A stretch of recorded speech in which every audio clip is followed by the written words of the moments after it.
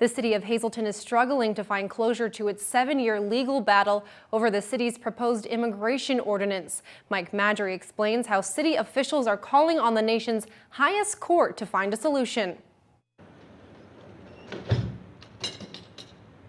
It's a problem that the city of Hazleton has been dealing with for over 7 years, and now the city will appeal to the nation's highest court after a ruling that the Never Enforced Immigration Act was unconstitutional. They made a decision that they weren't changing their final decision.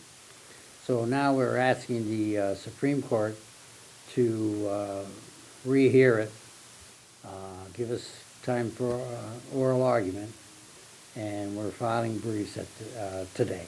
The ordinance in question states that a landlord must make sure the tenant is legal, and also states an employer may be fined if he or she does not perform the same background check.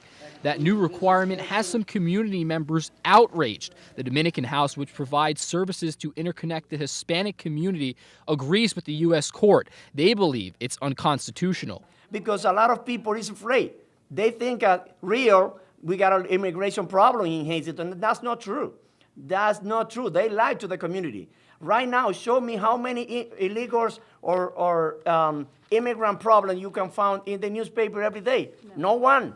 The lead defense attorney for Hazleton, Chris Kopak, who is also the Kansas Secretary of State, might have lucked out. Before a Texas real estate agent donated $50,000 to the city of Hazleton, the funding for the appeal was in question. That helped tremendously. We were at a point where all of our donations had dried up.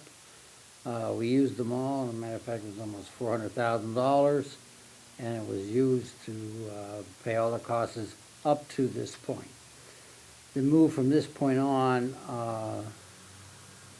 the person from Texas that donated the $50,000, 20-some thousand of that went to pay off the last arguments we had. Chris Kopak believes that Hazleton has a better than average chance of winning this appeal. Their funds dropped from $50,000 to $20,000, but according to the mayor, $20,000 is all they'll need to fund this appeal. Again, hopefully the remaining $20-some thousand will cover it. If not, we might be into the other money unless people donate to small town defenders. Mike Madry, News 13, Hazleton.